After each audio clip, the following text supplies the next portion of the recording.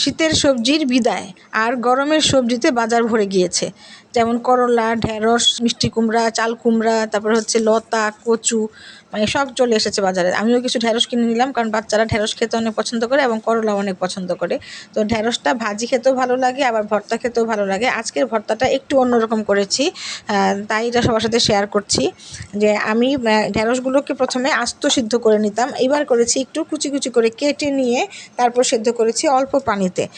আগে সবসময় আস্ত ঢেঁড়সটা সেদ্ধ করতাম, তারপরে কেটে কেটে ভর্তা করতাম। আর ভাবতাম যে ছোট ছোট করে কাটলে বোধহয় একদম ওই যে পিচ্ছিল পদার্থটা যে বেশি বের হয়ে একেবারে আঠালো হয়ে যাবে, এই জন্য কখনোই আগে কেটে কেটে সেদ্ধ করতাম না। তবে এটা করা অনেক সহজ। কেটে সেদ্ধ করলে একবারে সেদ্ধ হয়ে গেল, পরে শুধু পেঁয়াজ কাঁচামরিচ দিয়ে ভর্তা করে নিলেই হয়। এই তো পেঁয়াজ কাঁচামরিচ আর তেল দিয়ে খুব ভালো করে মেখে নিলেই হয়ে গেল ঢেঁড়সের ভর্তা। কেউ চাইলে এখানে চিলি ফ্লেক্সও ব্যবহার করতে পারেন।